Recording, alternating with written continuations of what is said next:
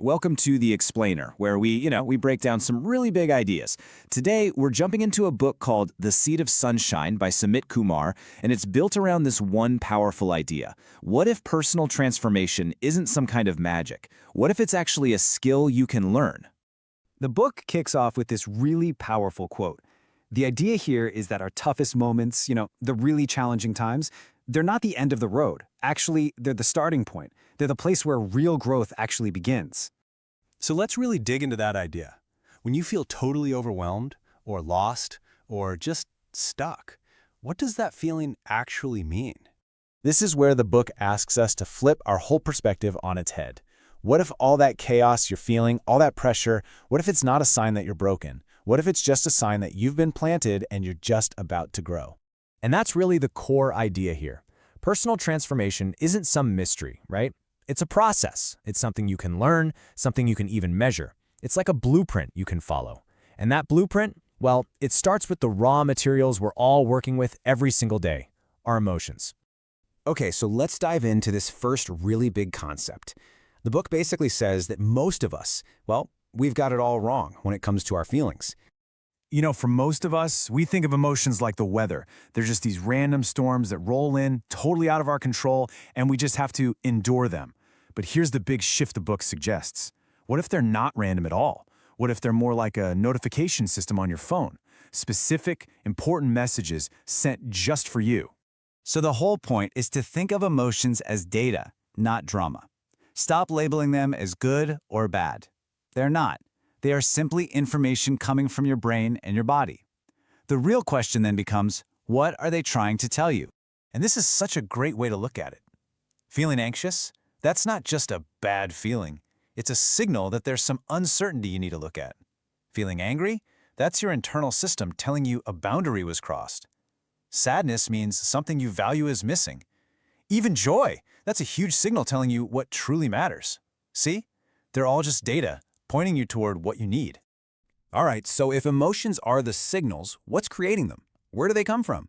Well, the book says we have to go one level deeper. The source is your thoughts. And I absolutely love this metaphor. Think of it like this. The thoughts you think are the script.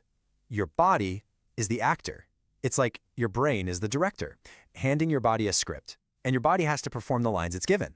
It doesn't know any different. And here's the science bit, which is just fascinating. This isn't just a nice idea, it's biology. A worried thought literally causes your brain to release cortisol, the stress hormone. A hopeful thought, that releases dopamine and serotonin. And here's the craziest part. Your brain can't tell the difference between something that's really happening and something you're just vividly imagining. It releases the chemicals either way. Just let that sink in for a second. Your body is listening to every single thought you think. You are constantly creating your physical reality with your internal monologue. So, what happens if we start to consciously manage that conversation in our head? And this is where it gets really good, because we're moving from just theory into something you can actually do. The book gives us a super practical, actionable tool to translate any emotion. It's a simple three-step formula. First, you name it. Just specifically identify the emotion. Say, I feel anxious or I feel jealous. Second, you locate it.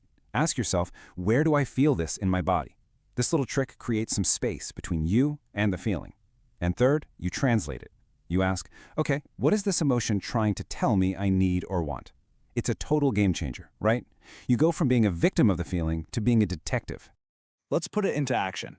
Imagine you're scrolling through social media. You see a friend's vacation photos, and boom, you feel that pang of jealousy. Instead of just letting it ruin your mood, you use the formula. You translate it. You realize, wait a minute, this jealousy is just telling me I want more adventure and exploration in my own life. All of a sudden, that bad emotion becomes your guide. Okay, so when you start using these tools, when you start decoding your emotions and managing your thoughts, it all leads to the biggest idea in the entire book. And that's this: your perception is your reality. You actually get to choose the lens you see the world through. There's this great little anecdote in the book about a man in the woods.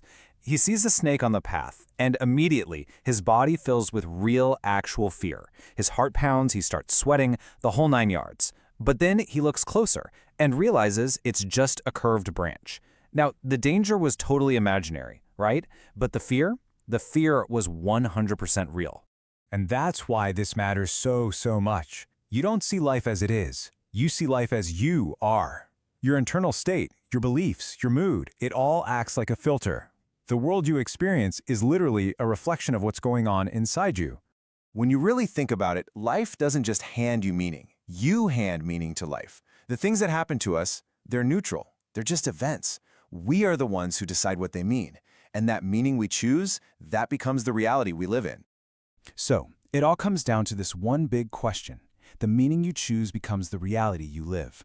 So, what meaning will you choose today? It's just a powerful reminder that we aren't just passengers along for the ride. We're the creators of our lives, one thought at a time.